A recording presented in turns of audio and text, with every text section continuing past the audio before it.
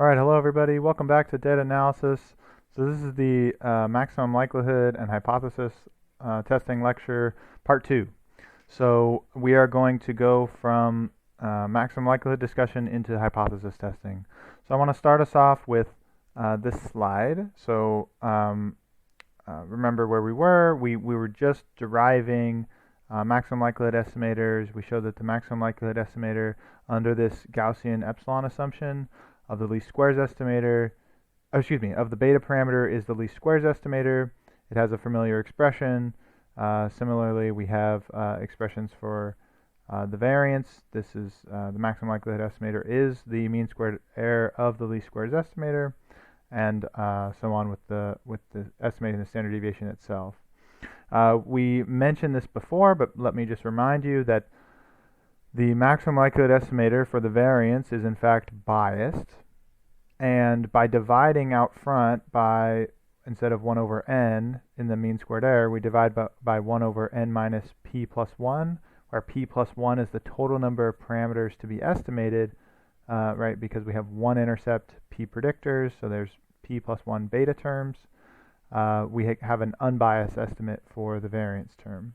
Okay. So quick reminder of where we were before we move on.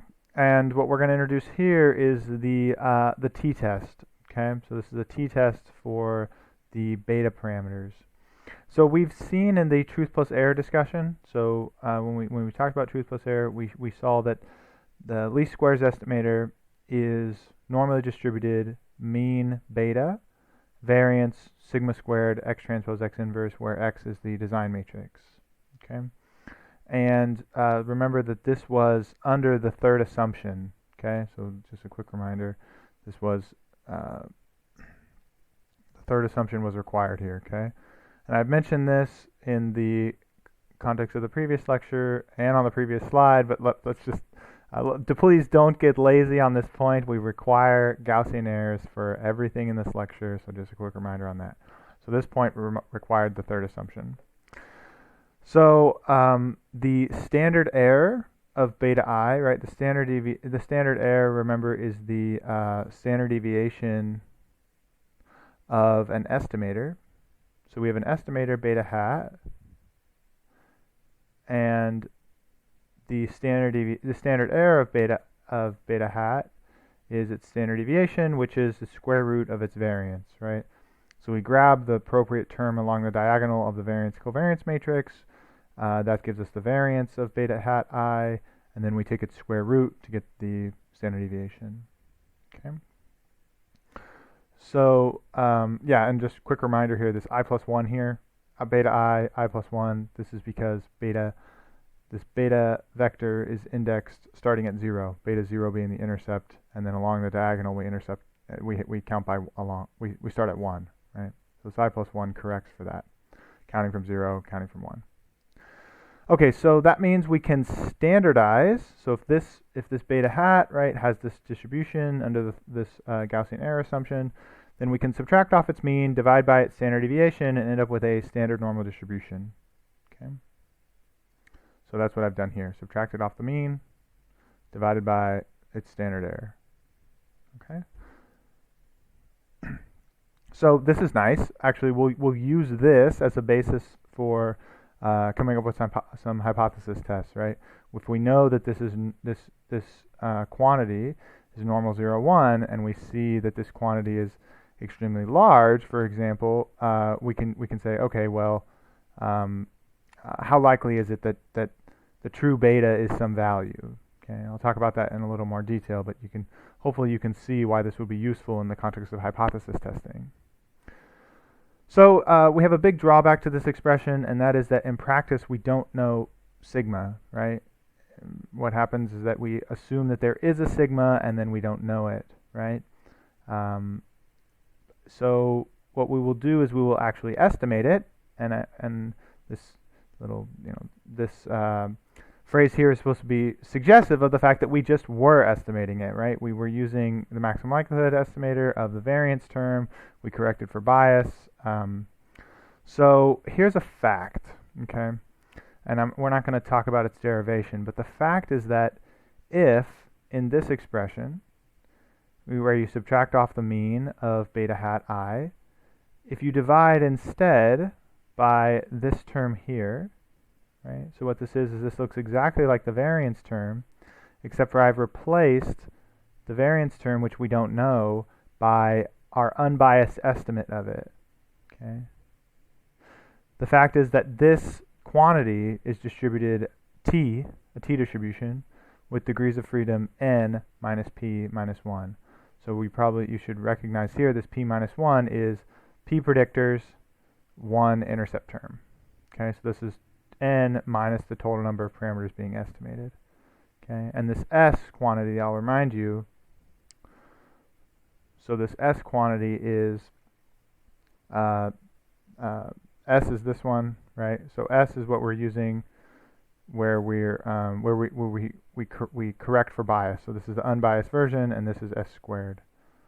Okay, so this is our notation here that we talked about last time. But s is denoting unbiased version, sigma hat is denoting the biased version.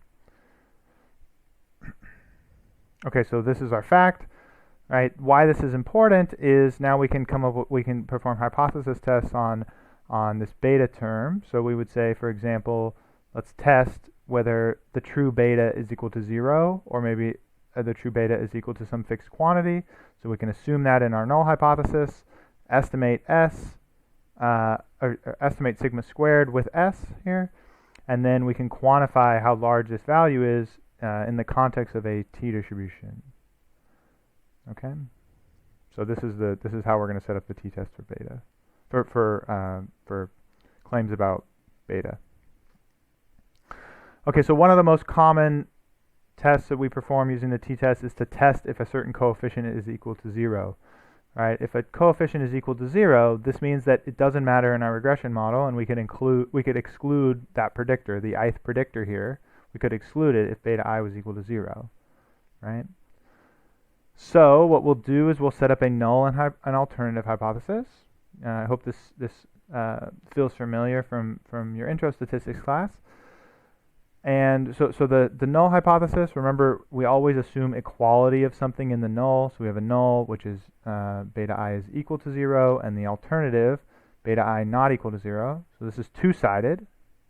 We could test beta I less than 0, beta I greater than 0, right? This will be a one-sided test, but we're gonna perform a two-sided test here.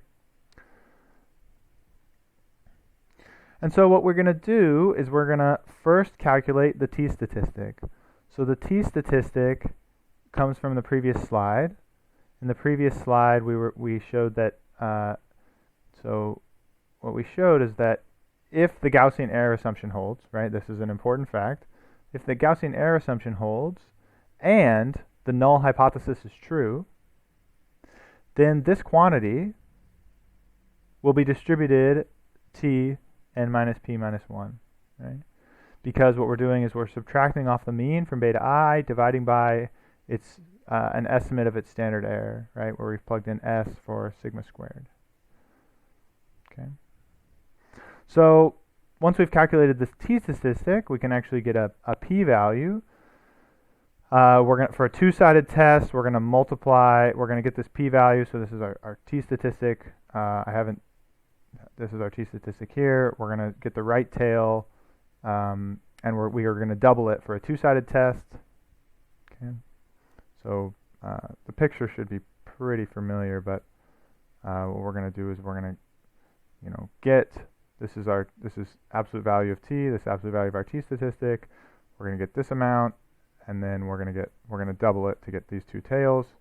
This quantity here, the sum of these, the area in these tails, will form my p-value. Okay, that's what we're doing here. And then the one-sided tests are similar, just you exclude one of the tails. Okay, and then performing this hypothesis test, we can accept or reject the null hypothesis according to the type 1 error that we specify. So usually this is this alpha value that you see in the context of hypothesis tests. Usually people set it to 0.05, but you can of course set it to different values depending on the context. Okay. So yeah, that is the flow for setting up a hypothesis test, the test if a coefficient is equal to 0. So basically what we're testing is, does this predictor have no impact on my model? So in R, actually, if you run summary on an LM object, I'm missing a word here, on an RLM object, it will give you the following. So it will give you the standard error for each beta I. So the standard error is, as we've discussed earlier, it's the standard deviation of the estimator. We've talked about this as a problem in practice to compute because we don't know the true sigma squared. What it uses S, the unbiased estimator of sigma, as a substitute for sigma. Okay, so that is, it plugs in, I guess, it gives you this value, this thing that's in the denominator.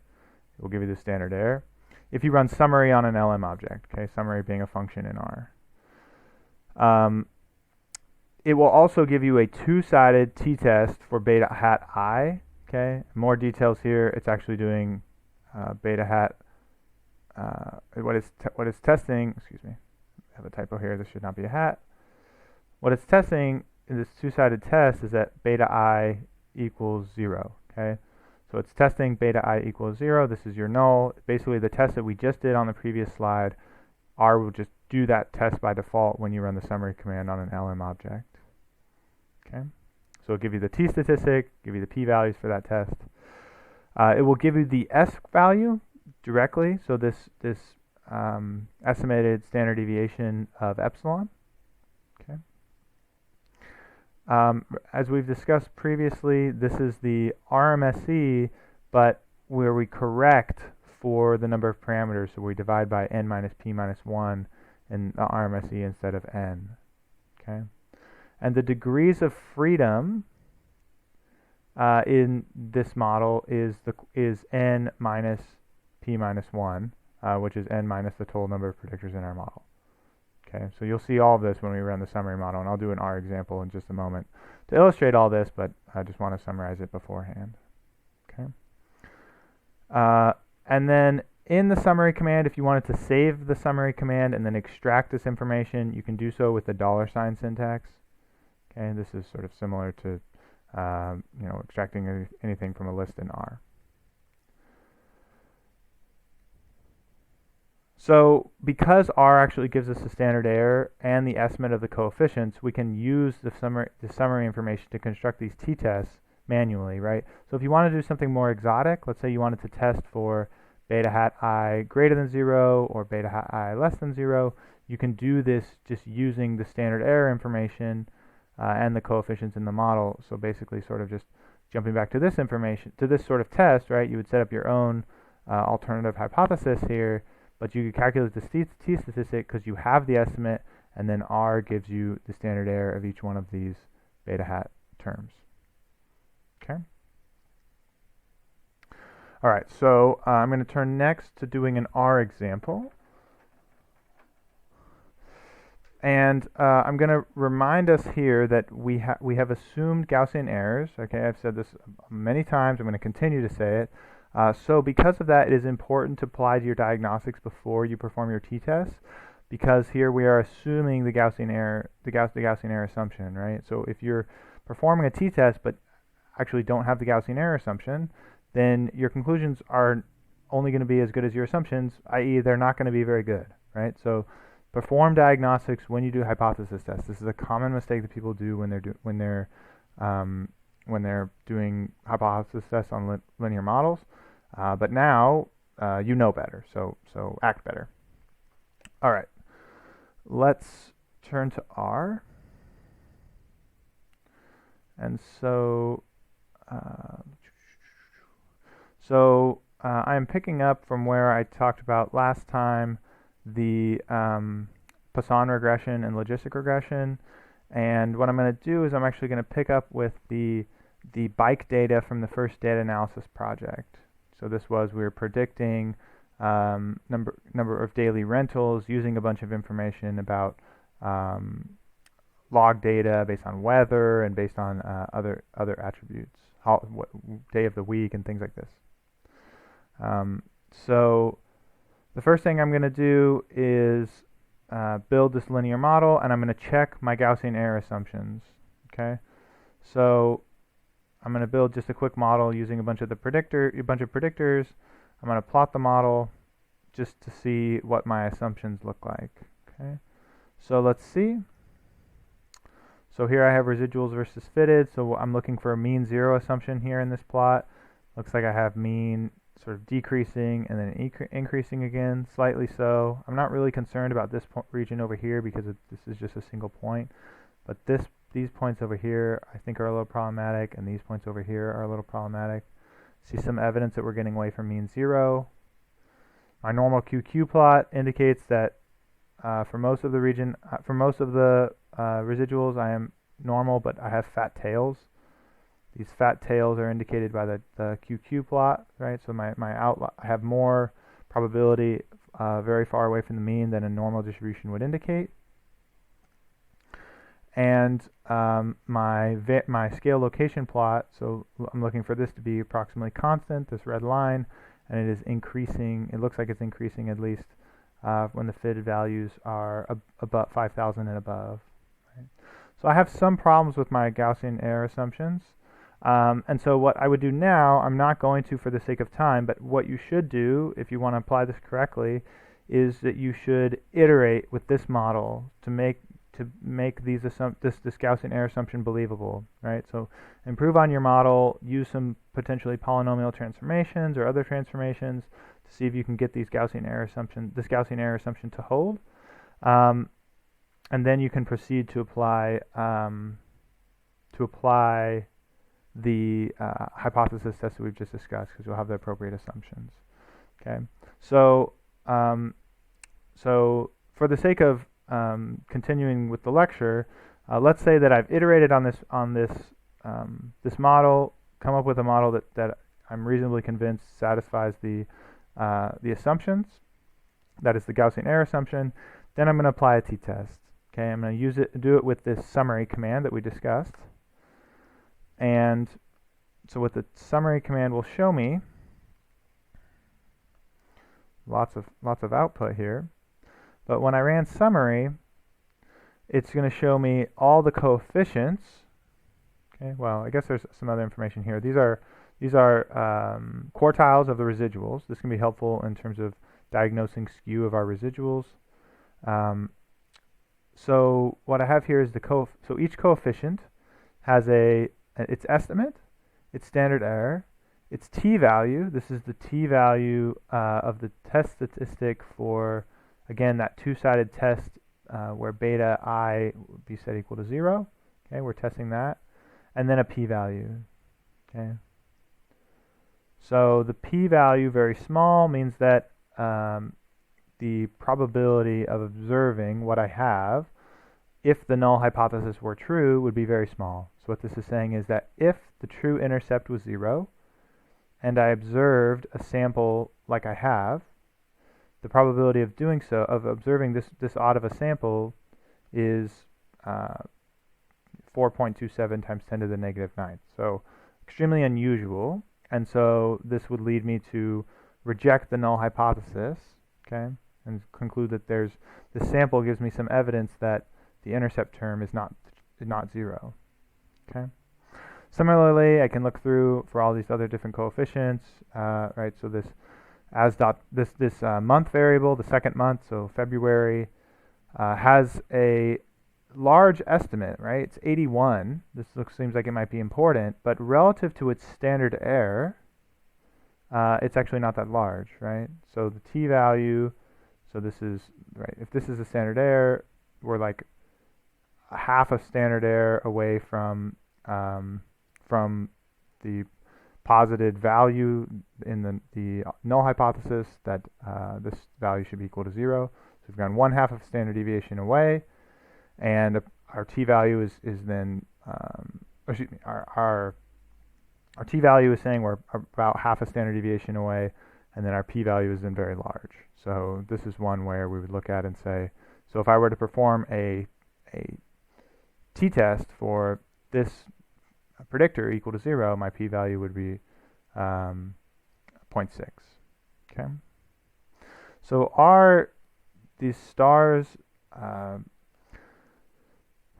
have to remember these, and so the stars, I think if I remember correctly, so this is p-value less than 0.01, or maybe it's p-value less than 0.001, p-value less than 0.01, p-value less than 0.05, and then a p-value less than 0.1. So these are just some visual cues to help you identify quickly p-values. I will tell you that I don't like these stars. The reason is that it encourages you to think about this p-value cutoff as hard, when in general it's a number, right? So does a p-value of 0.049 really mean that much more than a p-value of 0.051? No, but these stars will make you think that, right? So, but that's how you interpret them. Okay, and so some other things. Oh, actually, here it is. R actually prints this in there so that if you have not been interpreting these stars as I suggested, you can actually just see them quickly. So then the other thing is that I mentioned that R will give you this so-called residual standard error. So this is the S term, that is the estimate of the standard deviation, and this is the unbiased version of it. Okay, the estimate of the standard deviation of epsilon, the standard deviation. The degrees of freedom, as I mentioned, is n minus p minus 1. That's n minus the total number of predictors. There's some other quantities here which we will discuss a little bit later, but that's how we can interpret the summary so far.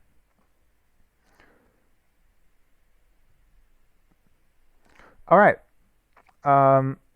let's continue on. So we've seen the t-test. Now that I've given you something, actually let me take something away. And in particular, people, when they're shown this t-test for the first time, they have a tendency to do something bad, and that is the following. So what they'll do is they'll build a model, okay, and they'll apply the t-test and look at this summary output that I just had, and they'll say, okay, well look, all of these predictors which are blank here, right? This is indicating that these are not significant at a 0.05 or even a 0.1 level, 0.01 level. 0.05 or 0.1 level. Then we can remove them. Okay, so the folks will do model selection with these t-tests. Build a model, applying a t-test, removing all of the predictors which don't have stars. And then if the new predictor has all of its predictors have p-value less than 0.05, then they say we're done, right? All of the predictors are significant. We've found our model, okay? And otherwise, you can just keep iteratively removing all the insignificant predictors, okay? This is bad. Don't do this, okay? So we'll talk about why this is bad. The first reason is that you should run diagnostics at each step, right? As again, your conclusions are only as good as your assumptions, and if you're not running diagnostics at each step, you're not clear that once you remove a certain number of predictors, that you're not just grossly violating this Gaussian error assumption. Okay, so you should be diagnosing at each step. The other thing is that, right, we set up a hypothesis test, and the hypothesis test compares two different models, right? We have a null and an alternative. The null is that beta I is equal to 0, for example, if that's what we're testing. And the alternative is that beta I is not equal to 0, okay? So we are considering one predictor at a time, right? There is a single predictor. We are conducting a test for whether it's equal to 0, okay? So by removing all insignificant predictors, that's actually not a hypothesis test we've considered, right? So you're selecting your outcome when you do this is actually nothing that we've considered. We don't. So I hope that makes sense. So we're actually, the hypothesis test is actually basically checking, should we turn this predictor off, right? Should we make its coefficient, is its true coefficient 0? And what you've done is basically turn a bunch of coefficients off, potentially, if you have more than one insignificant predictor, right? And that's not a hypothesis. So you've conducted a hypothesis and then chosen something else, okay? So if you wanted to do something like this, it would be better to remove one predictor at a time. These actually align, if you do this, this actually aligns with our null and alternative hypothesis. Okay. And then the last thing I'll mention is that correlation of predictors will do some very counterintuitive things to your p-values. I'll talk about this in a little bit and give you an example. What this last point basically means is that this idea that you found your final model because all your p-values are less than 0.05,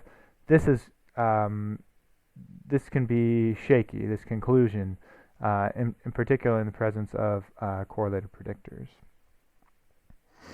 Okay, so I mentioned that I will give an example of correlated predictors, and here it is.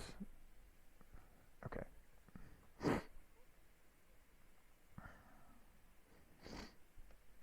So, actually, I meant to do this as I was discussing the R code earlier. So this is how to extract some information from R summary. So you can extract standard error. You can also compute the standard error, that S value, manually if you wish. I did it in the code here to verify that it matches summary. But okay, onto the correlated predictors example. So I'm going to generate a bunch of x's which are correlated. Okay, so I'm going to set my seed so I can reproduce this example again. I'm going to generate 100 samples from an x, 100 samples from a normal distribution with mean 10, standard deviation 4, and then generate a y, which is a linear, which is 2 times x plus some intercept 0 plus some random noise epsilon. Okay, and then I'm going to generate a bunch more x's which are correlated with the original x. So I'm going to take that original x and repeat it and generate 4 extra columns of x's which are similar. Okay. So if I can show this data frame that I've just built,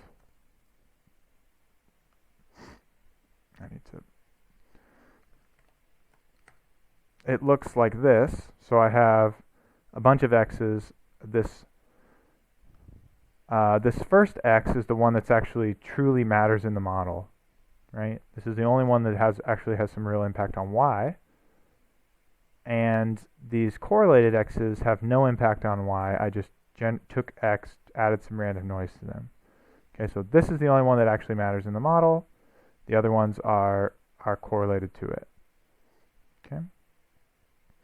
And then I'll run a summary of running a linear model predicting y from all of those x's. So that's the x that really matters and the 4 that are correlated with the original. Okay. So the summary tells me what? Okay. So if I look at these hypothesis tests, right? So this is testing that, should the intercept be 0? Should the x1 value, should the beta 1 be 0, beta 2 be 0, so on and so forth. I'm conducting these hypothesis tests for each one of these predictors, right? The coefficients attached to each one of these predictors. And what I see is, well, only one p-value breaks 0.1, right? That is x5, which we know because we just built this model. This has nothing to do with our model. X1 is the one that truly matters, and because of these correlated predictors, actually, the standard error is large. X transpose X inverse is very large, so the standard error of all these beta hats is very large, and these p-values then are correspondingly very large. Okay, so this is just a quick example to show that when you do have correlated predictors, and in particular, if your variance inflation factor, for example, or your eigendecomposition shows that multicollinearity is a problem, it decreases your ability to detect which predictors actually matter. Okay, so here again, if we were going to be using a p-value information, we would say, okay, x5 matters. It's the only one that matters, and all of these can be thrown away. Well, we throw away an intercept, which we saw we needed an intercept because that's how we built the model, right? And we'd be throwing away x1, which again is the true predictor in the model. Okay, so that's just a quick example on issues with correlated predictors.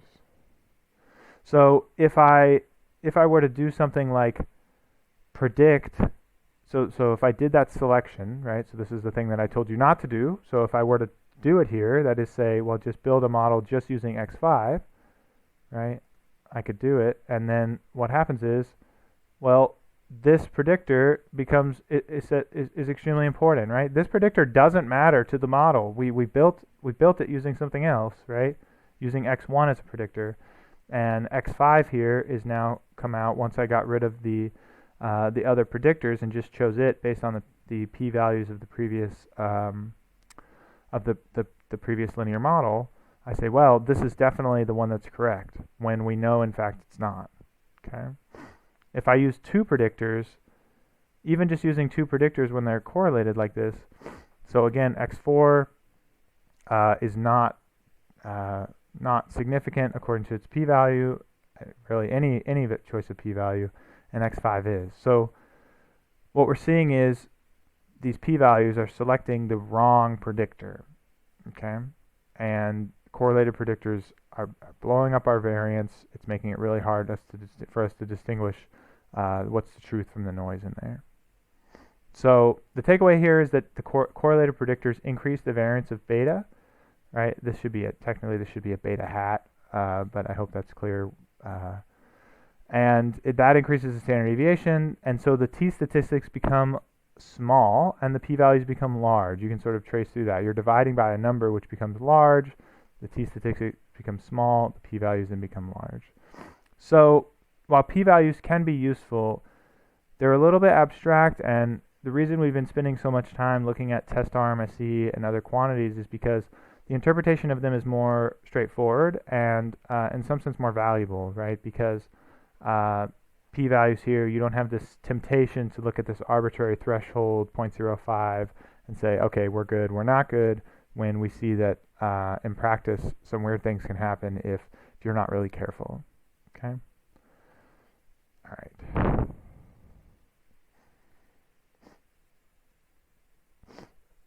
So this is just a slide. I discuss why the correlated predictors would give large p-values. So correlated predictors, as I discussed in the slides, they make the variance of beta hat large.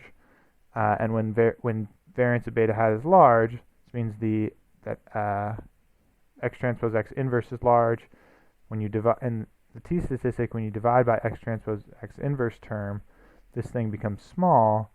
And then when small t-statistics, right, if the t-statistic is small, that means that your p-values, if your t-statistic is small, are going to be taking up, for example, all this region and all this region, because your t-statistic is near 0. Your p-values then become large because you have a lot of probability in those tails. So the conclusion is just apply p-values very cautiously. Use test root mean squared error when in doubt, and in general. Correlated predictors, we discussed that they're problematic from the perspective of stability of your model, right? Because beta hats have large variance. We've also discussed that the least squares estimator cannot exist. P-values are still correlated predictors are still problematic in the context of p-values. So you have to be careful with those. Okay, so from the t-test, let's move into another test. So I'm gonna start by reminding you of the chi-square distribution. Okay, so remember from your intro stats class that if x is normally distributed mean mu variance sigma squared. So if this is true, then the sample standard deviation, or excuse me, this is the sample variance. I have a square here. The sample variance, and you multiply this quantity by n minus 1, divide by sigma squared. This thing is distributed chi-squared with degrees of freedom n minus 1. Okay, so that is, you take a certain constant multiple, right? This is sample size, variance of x, and the sample variance of x. Okay, that this thing is distributed chi-squared. Again, n is the sample size, n minus 1 degrees of freedom. Okay, and we've seen in the context of the t-test that the sample variance. Okay, so the sample variance. It's an unbiased version of the maximum likelihood estimator for sigma squared, the variance. Okay, so what's happening here is if we form a very simple model where we say x is an intercept term plus some epsilon, some error term. So that is x, we're estimating x with a constant intercept term, right? That this sample mean is the beta naught term we get, the beta naught hat, I should say. The estimate of beta naught is x bar, the sample mean, and then so this becomes our unbiased estimate for the variance for this model, right? Using the maximum likelihood derivation that we have on a couple slides ago. Okay, so this is the sample variance, right? But I'm trying to I'm connecting. What I'm trying to do is I'm connecting this expression to linear models. Okay, well, I can write this expression as a very simple linear model where we're estimating intercept only, right? And this is again is the sample variance.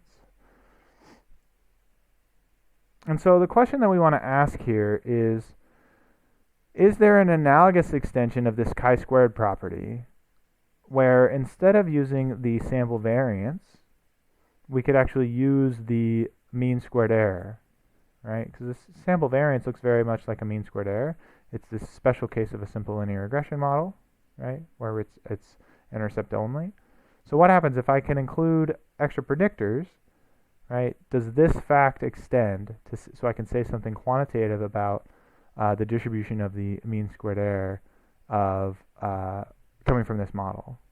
Okay, and the answer is yes. Okay, so we can say that if y is x beta plus epsilon, so this is our standard linear model, and epsilon is normally distributed mean zero variance sigma squared. Okay, then so this is a couple of ways of writing this, but this is this is the unbiased estimate of, this is the biased estimate of the variance multiplied by n divided by the true variance. This is the unbiased estimate of the variance multiplied by n minus p minus 1 divided by the variance. Both of these quantities are the same, and they are distributed chi-squared n minus p minus 1.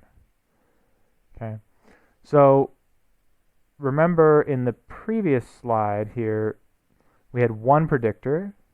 The distribution was chi-squared n minus 1. This is one predictor. Here we have p plus 1 predictors, 1 for the intercept, p for the predictors, and we have chi-squared n minus p minus 1. So this is n minus the total number of predictors.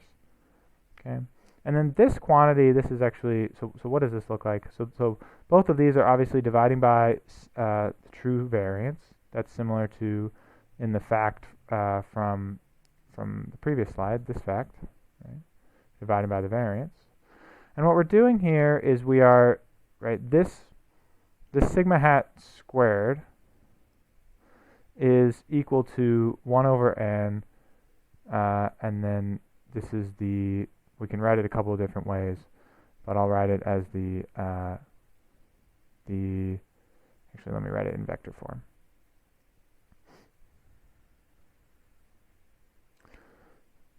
As the sum of squares of the residual vector, right?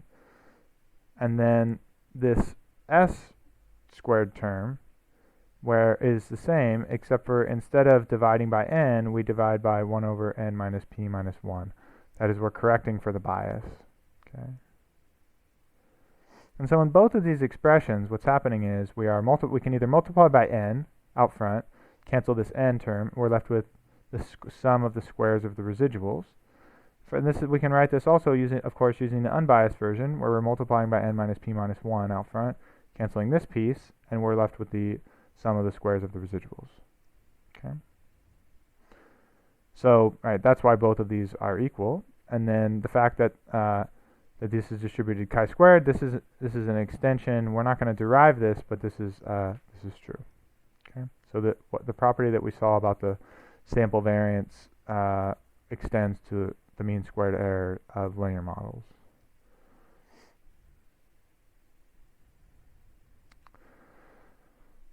Okay, so this is obvious, but let me just make this statement clear. So this is also true if some of the true betas are equal to 0. okay, so the sum of the betas are 0, then this statement also holds. Okay, this is a special case, but so if you estimate too many parameters, right? Let's say there's some true parameters which should be 0, but you throw them in your model anyways, right? That is sum of the true parameters equal to 0. Well, this property still holds. There's nothing that excludes some of the parameters being 0, and if the parameters are being 0, right, you could not include those predictors in your model, right? So if you predict with too many parameters, it's actually okay. You still get this property to hold, as long as the true model still has Gaussian errors. Okay, so this is just important because you can say something even if you use the wrong model in the sense that you've included too many predictors, right? Well, that just corresponds to some of the predictors having coefficients set equal to 0. Okay, and you still get this Gaussian or this chi-square distribution. So we can design a hypothesis test around this fact. So let's say that I have two models. Okay, two models for y, my response variable. I have a big model and a small model. Okay, so in my big model, I have p predictors. Okay, and none of the beta i's are assumed to be 0. In the small model, I have p predictors, but really I'm only going to use the first q of them, and the from q plus 1 to p of the predictors. Those I'm going to set their coefficients equal to 0. Okay, so I'm basically saying there's a big model. I don't have any assumptions on the beta terms being 0, and then I set some subset of the coefficients to be 0. This is going to give me a smaller model because I'm just predicting with these coefficients or these predictors. Excuse me. Okay, and so if the small model is correct, okay, then the mean squared error of the models satisfies what we saw on the previous page. So this is the estimate of the standard deviation, or the estimate of the variance, right? The biased version multiplied by n divided by sigma squared, and this is the same for the small version, right? So again, if the small model is correct, then what's happening here is if the small model is correct, then we have the Gaussian error assumption for just using these predictors, right? So then this quantity should be distributed chi-squared n minus q minus 1. This is the number of predictors, q minus 1. Q minus 1 is the number of quantities to be estimated. Q is the number of predictors in the small model, right? Whereas p is the number of predictors in the large model. Okay. So this one is this holds because, right, the smaller model is correct. If so, again, I'm saying if the small model is correct, then this bottom one holds. This top one holds because, well, these true parameters are just set equal to 0, and we talked about on the previous slide that even if some subsets of the parameters are set equal to 0, then and you try and estimate them anyways, then this quantity mean squared error will satisfy this property where you take this transformation of it, you get something distributed chi-squared. Okay. All right, and if the small model is incorrect, but the big model is correct, right? That is, when you throw away these coefficients, that you're actually throwing away something important. Then you have, well, the big model would satisfy this chi-squared property, but the small model will not, right? Because we're not using the right predictors. We're not going to get this Gaussian error assumption, this mean 0, all these properties that we wanted on the epsilon term if we don't use enough predictors. Okay. So also, if that's the case, right, so we don't use the right predictors, then we expect that the big model, right, including the right predictors, is going to allow this term, this sum of squares, some of the squares of the residuals, to be much smaller, right? So using the right predictors is going to make our mean squared error smaller. That's why this is true, right? And so this intuition can actually be formalized in something called the f-test. Okay. So in the f-test, what happens is you have, so the f-test in general, let me just introduce the f-distribution first, and then I'll specialize it to the context of the mean squared error manipulations that we've been describing. So the F distribution says that if you have two independently distributed chi-squared random variables, you can take their ratio. So here I'm taking a chi-squared dividing by its degrees of freedom and a chi-squared dividing by its degrees of freedom, and you get something distributed as what's called the F distribution with mn degrees of freedom. So the F distribution has 2 degrees of freedom. The first one is what is the degrees of freedom for what is in the numerator. The second one is the degrees of freedom for what was in the denominator. Okay. So you can take so what this is that you can take the ratio of independent chi-squared random variables, account for their degrees of freedom, right, and you get an F distribution. So again, returning to the context of these mean squared errors we were talking about. So if the small model is correct, that is, both of these terms are chi-squared, where the number of where the degrees of freedom accounts for the number of parameters in the model. Well, we would want to take their ratio and set up something that would get an F distribution, right? You're like, okay, this one's chi-squared, this one's chi-squared. Take their ratio, account for the degrees of freedom. You should get something F, right? But unfortunately, you cannot do that. You cannot just take the ratio of these two quantities. And the reason is that actually they're not independent. These quantities are not independent. So we can't set up just a straight ratio here like we would want to. However, a redeeming fact is that if we take this certain transformation, right, so this is the mean squared error of the small model minus the mean squared error of the big model, and then perform this transformation, right, multiply by n, get rid of that 1 over n out front, divide by sigma squared, the true variance, then we get something chi-squared, which is p minus q. This is the difference in the parameters. This is the difference in the number of parameters between the big and small model.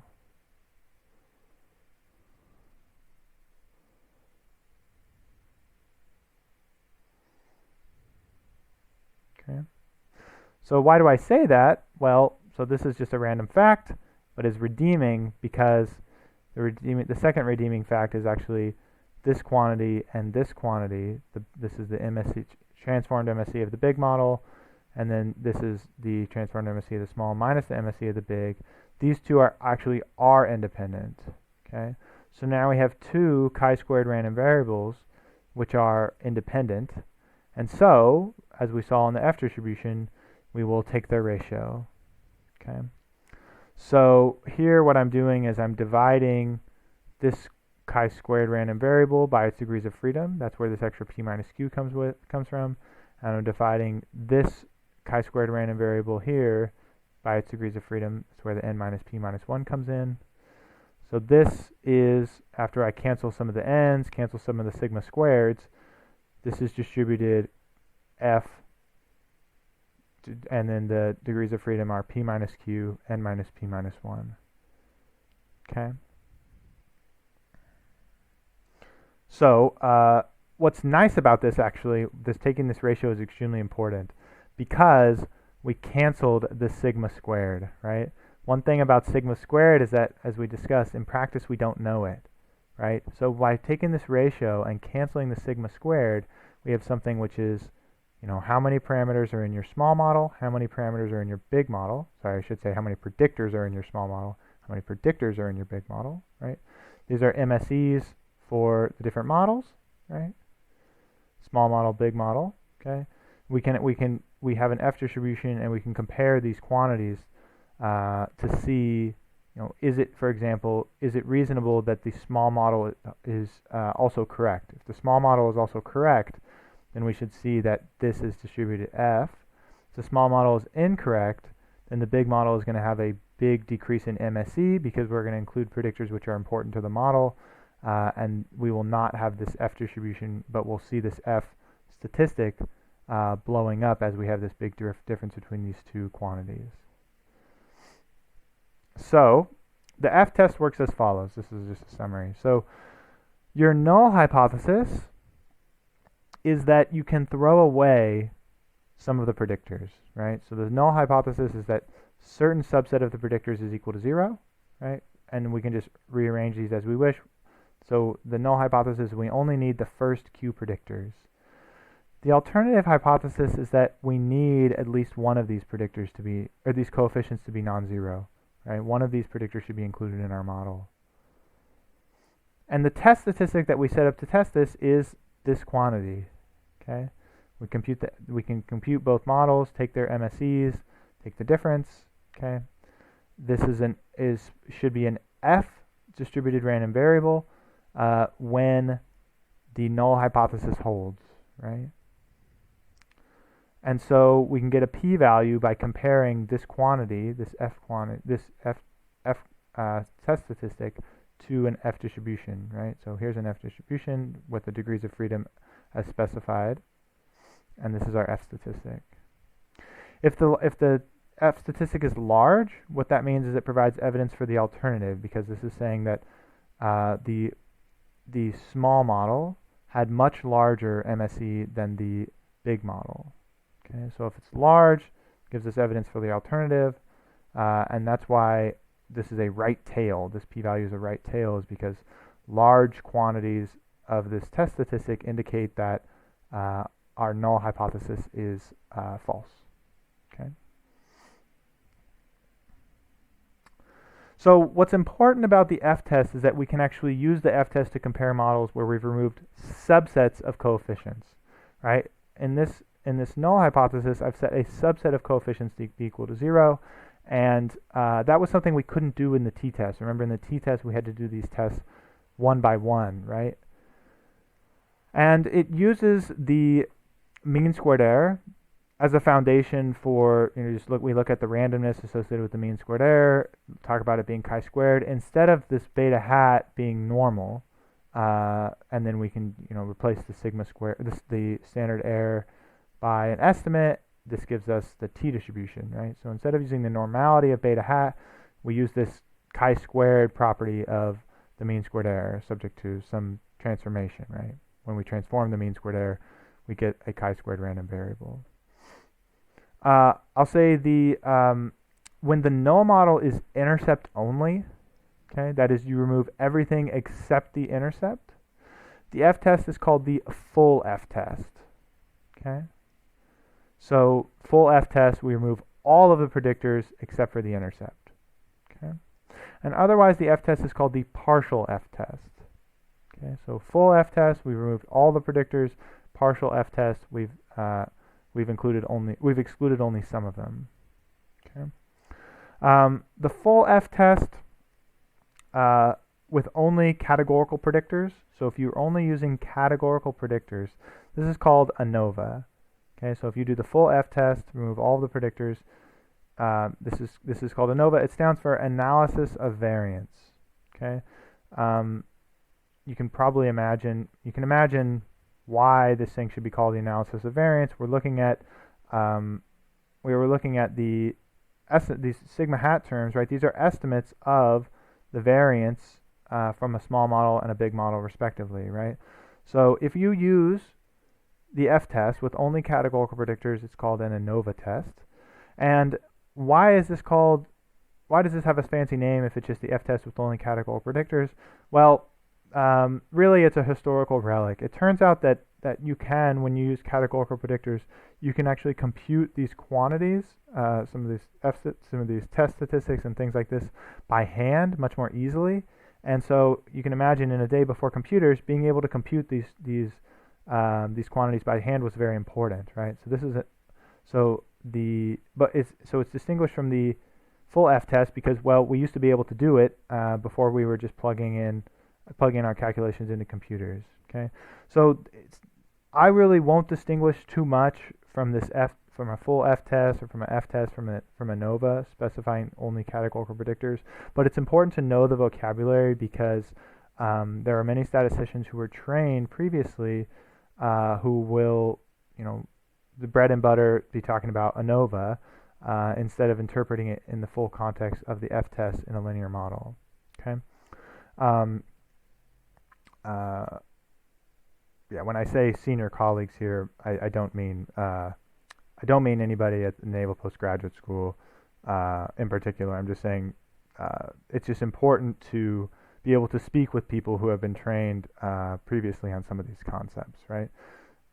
Okay, So the f-test in R can be conducted with the ANOVA function. So somewhat surprisingly, even though in this ANOVA language is specified for categorical predictors, the ANOVA function will perform general f-tests.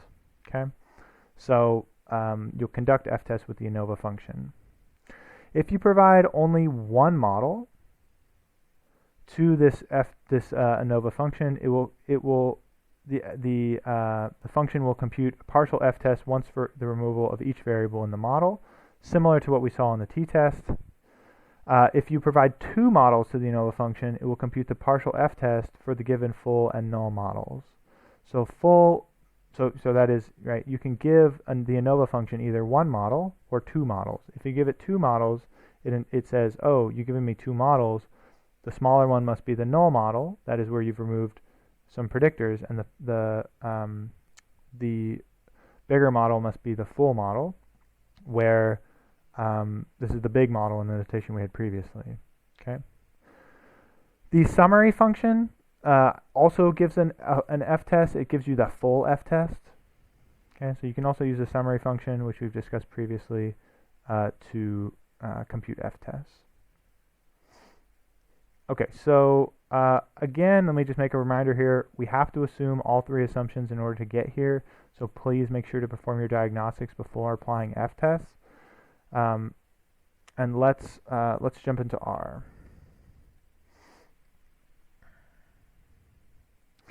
Okay, so here is an f-test. So what I'm going to do here, this is a little bit of an interesting data set. So this is a data set about migration between provinces in Canada. So let me just bring up this data frame. So what happens is this data frame has, this was between 1966 and 1971, and there was, for every observation in the data frame says source province in Canada, a destination province, the number of people who went from this source to this destination, and then the distance between the provinces, okay, and these populations. So these populations, sort of, if you knew how many people left from a source to all of the destinations, you can compute the difference and combined with how many people came into that province as a destination, you can compute these populations. So there is some redundancy in there. So what I'm going to do here is I'm going to build a model. So I'm going to build a model. This is going to be a null model. My null model is going to predict the number of migrants between source destination pairs. I'm going to use just the destination and the distance between the source and the destination. My full model is going to have the source, the destination, and a quadratic function of the distance between them. Right. So what I want to do is you're going to be able to give me. You're going to say, okay, how many people, for example, moved to Manitoba? Okay. I'm going to say, well, if you can tell me how far they were moving from, right, how far they came from, I'll give you, I'm going to predict how many people actually made that trip, right, moved from one province to another. And then the full model is saying, well, if you give me exactly the source province, then this is going to be extra information that I can use. Is this useful or not, right? So both the source and destination are categorical predictors. They're provinces. Distance is numeric. Okay. Run the ANOVA test. So I'm going to give the ANOVA function a null model and a full model. And what I see is an F statistic and the p-value. Okay, and that p-value is computing again. It's giving me this test statistic for the given small model and big model, and then this p-value. Okay. So what I see in this p-value is, well, this p-value is pretty small, right? So if I was going to set a 0.05 threshold for my type 1 error, this p-value would be below that. But again, the way to interpret this is So if the small model was correct, okay, that is the smaller model is the one corresponding to the null hypothesis, then what is the probability that I would see this decrease in this F statistic that I've seen by using the full model, okay? And it seems pretty unlikely that I would see such a strong decrease using a predictor, which didn't matter, right? Again, if I just give it one model, I will get the partial F-test. That is, if you removed source, what would the p-value be for that? If I removed just destination, what would the p-value be for that? And if I just removed the polynomial terms in distance, what would the p-value be for that? It's important to note, as I mentioned before, we should check our assumptions if we're going to be applying F-tests. Let's just plot the model here. So this is the plot that I'm looking. This is the model that I care about, that I'm talking about now. Here's my residual plot. So I have, again, I'm looking for mean 0 here. This doesn't look mean 0, right? I have some problems. Mean is above 0. Mean is below 0. Okay. The QQ plot, I have some problems with the right tail of my residuals. Not a lot of issues. There's really not a lot of points here, but I do have some evidence that my tails are a little wide here. And then the scale location plot, where I'm looking for this to be constant mean, doesn't look to be constant mean to me. So I have some problems applying my F-test, and in particular, the conclusions that I would get, because my modeling assumptions are not holding, are pretty sketchy. Looking at a term plot, I could try and see how I have some issues with my term plot here. All right, everyone, and sorry for the whiplash. I just wanted to make some final comment here about this term plot, which when I passed through the first time, I had some error, which took me a moment to troubleshoot, and I did it offline.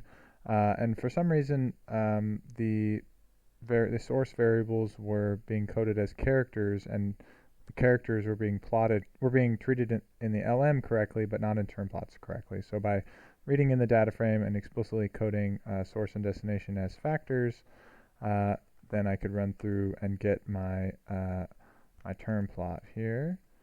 And so the point that I want to make here is that looking through these partial residuals, so this is the source, and then the destination.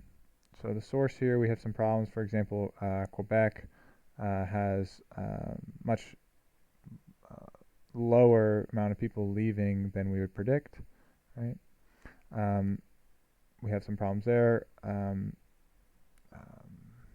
Similarly, for Ontario here, we have much lower people leaving, so this appears to not be mean 0, with one outlier, sort of this extreme point up top here. And then here's the polynomial in distance. So this actually looks pretty decent, the fit here. But those categorical variables giving us some issues, so it's not clear how we could do some clear manipulation to recover the residual structure we want here. The full F-test we can also check using the output of summary. So here I'm going to save the output of summary full, summary null.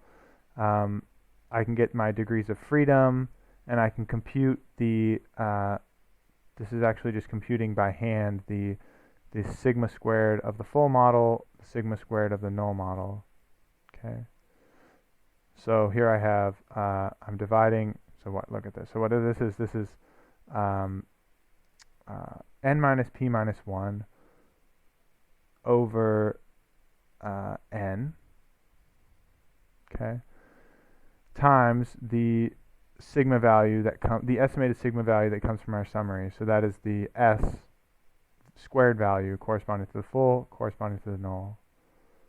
Okay, so that allows me to get the sigma squared big, sigma squared small from the from this quantity.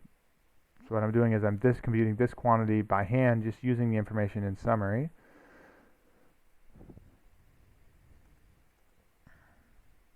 I can give it my F statistic, I can get my p-value, and let's just make sure here that that matches what we had. So I have my F statistic, my p-value, and indeed these match what R gives us, right? So you can, if you want to do more exotic hypothesis tests,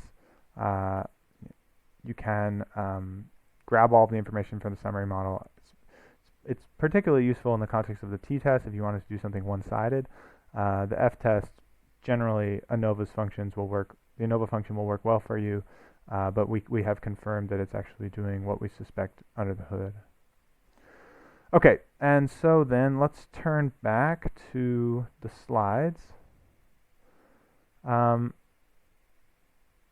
And we're going to move into one more test, which is the log likelihood ratio test. We've discussed the t-test, we've discussed the f-test, and lastly we're going to talk about the log likelihood ratio test. So the downside is that the log likelihood ratio test is a little bit mathematical. To understand it, we're going to have to talk about ratios of log likelihood, and we've talked about maximum likelihoods, right? So we're going to talk about ratios of likelihoods. So that's just a little mathematical. But the upside of this log likelihood ratio test is that it's extremely general. So anytime you see a maximum likelihood estimator, you can apply the log likelihood ratio test in order to do hypothesis testing with it. And as we've discussed, maximum likelihood is extremely versatile. And anytime you want to do estimation in a parametric family, you can use maximum likelihood estimation to do so. So the setup is as follows. We want to estimate a parameter, theta, from a p-dimensional space, big theta. So this is a capital theta. We want to estimate some little theta in some big theta. Okay? And we want to know, are some of the parameters necessary? So in particular, if maybe I can grab some subset of this p-dimensional parameter space, big theta, and just consider parameters in that q-dimensional space. Okay, so instead of estimating, the idea is that instead of estimating p parameters, I can estimate q parameters. Okay? And so the null hypothesis is that the parameter lives in the smaller space, the q-dimensional space. And the alternative is that the theta lives in the larger space. So you can't restrict to this small q-dimensional subspace. Okay? So this theta talk probably is reminiscent of what we were talking about when we were doing maximum likelihood estimation, and it should be, because that's where we're going. But really the idea is we want to know, can we restrict to a smaller set or not? Okay, so I'm going to denote by theta hat big the maximum likelihood estimator for the full model, right? That is, we used all of capital theta. We don't restrict to this theta 0, this big theta 0, which was the restricted space. And I'm going to let theta hat small be the maximum likelihood estimator for the smaller model, or only estimating from that q-dimensional subspace. Script L is going to be my likelihood function. Okay, for the case of, as we just talked about, for the independent samples, this is the product of likelihoods this is the product of univariate likelihoods. And then the script L is the log likelihood function when I've applied the log transform to a likelihood, right? We talked about this in the context of maximum likelihood, that this is often makes the maximum likelihood estimator easier to solve. So the big theorem that we're going to use is something called Wilks' theorem. So Wilks' theorem says that if I do -2 times the log of the likelihood ratio, the ratio of the likelihoods, that is, we have the small model on the top, the big model on the bottom. So -2 log likelihood ratio, here's the name coming in, right? Log likelihood ratio. Then this quantity, right, this is just equal to this. So what I've done here is I've applied the log to the numerator and denominator and distributed according to the properties of log. What Wilks' theorem says is that this quantity is asymptotically chi-squared P minus Q. If you haven't heard this word asymptotically, what it means is that it just means as n goes to infinity, as the sample size goes to infinity. So that is, as the sample size goes to infinity, then we get this quantity goes to a chi-square distribution with P minus Q degrees of freedom, right? So for large n, this holds. Okay, and I guess I should be more specific. In the limit, as n gets large, this holds. This is similar to the central limit theorem, right? So the central limit theorem is actually a statement of as n gets large, it's x bar minus mu over sigma becomes normally distributed 0, 1, and if I divide by the square root of the sample size, right? So this is the central limit theorem says that the sample mean is asymptotically, that is, as the sample size goes to infinity, the sample mean goes to becomes normally distributed. And it's the same for Wilks' theorem. It's just that instead of looking at the sample mean, we look at -2 times this difference in the log likelihoods. Okay, or alternative, we can look at the ratio in the likelihoods themselves. Okay. Okay, so let's apply it to linear regression. So earlier in this lecture, we saw that the log in this lecture, I mean the maximum likelihood portion. So the previous video, we saw that the log likelihood for a Gaussian error model is as follows. Okay, so this is what I've done here is this is just something we saw previously. You can flip back to the slides if you're interested in seeing its derivation, but this comes from a Gaussian distribution. We take its log, we treat it as a function of theta, or excuse me, of sigma, the variance term, and the x beta term, which is the mean we want to estimate. Okay, so this is the least squares estimator. I'm plugging in the maximum likelihood estimators beta hat and sigma hat squared. Okay. And because sigma hat squared is the mean squared error of the least squares estimator, right, we can actually simplify this even further to, because this quantity becomes, this becomes n times sigma hat squared, right? If you do this, the sigma hat squareds will cancel. You're left with an n over 2. That's this piece. Okay, and this piece just tags along. So the log likelihood ratio for the big and the small model, we've just basically got rid of the least squares estimator, and it only exists in terms of the mean squared error here of the least squares estimator. So this is just a mean squared error. So we're comparing mean squared errors in the small and the big model. I'm going to plug this into my log likelihood ratio. So this is -2. This comes from the Wilks theorem, this -2. And then I'm going to do small model minus big model. Okay. With some fancy canceling here, I get some canceling of all of the terms except for the this. So I get n. This -2 helps with the 2's out front here. I get n times log of the ratio here. This is the mean squared error of the small model, and this is the mean squared error of the big model. Okay, and what Wilks' theorem says that this is asymptotically distributed chi-squared P minus Q. Okay, this is similar to the f-test, right? We're looking at the ratio of estimated variances. The sigma hat squared terms are coming in, right? For the same reason as in the f-test, we're going to take the right tails when we're computing p-values here, because large likelihood ratio gives that the big model has smaller mean squared error than this. The big model has smaller mean squared error than the small model, and this suggests that the small model is incorrect. So the log likelihood ratio is nice because it applies for any maximum likelihood estimator. You will see the log likelihood ratio test in your next course, your advanced data analysis. It's called the deviance there. So you're going to see it again. It's very general. It applies for any maximum likelihood estimators.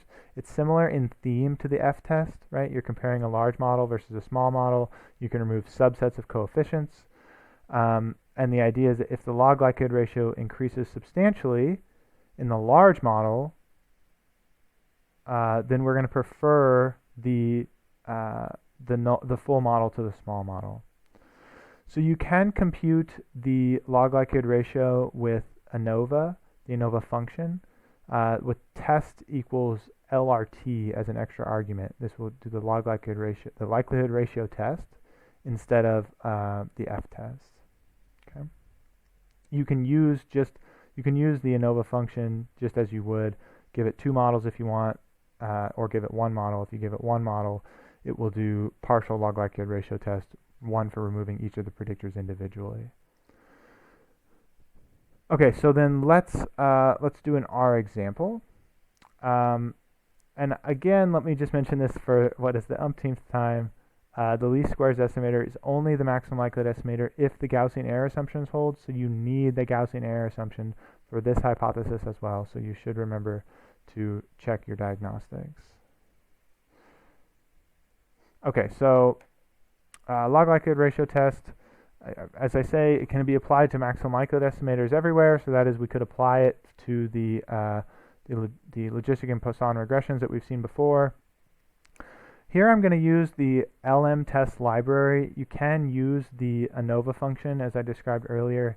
I'm going to use LM test only because there's a slight discrepancy in the way that the ANOVA function computes the log likelihood ratio statistic, which is slightly different than LR test. LR test will match what we've discussed in the slides. This LR test will match exactly what we've done in the slides. ANOVA does something slightly different, but in practice it's just a minor difference. So LR tests here, from this library LM test, here I have this chi-squared statistic and the p-value. So this is the null model and the full model. This for the Canadian migration data set I just looked at for how people were moving between provinces and if it was important to include the source province in the model. And the F-test said that it was important. The log likelihood ratio test says also we should include the source in the model. I can compute the actual chi-squared p-value in R, just computing this log likelihood ratio test. So what is this? This is n times the log of ratio. This is the small model over the big model. Okay, so this is what we saw in the slides. Lower tail equals false because I want to compute the right tail, and then the degrees of freedom is p minus q, so that the number of parameters in the null model minus the number of parameters in the full model.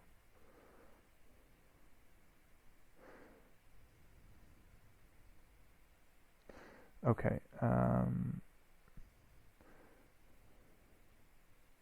The ANOVA, doing the ANOVA, like I mentioned in the slides, with test equals LRT, slightly different to the computation, but in practice, and especially because Wilks' theorem is asymptotic, right? So Wilks' theorem says something in the limit.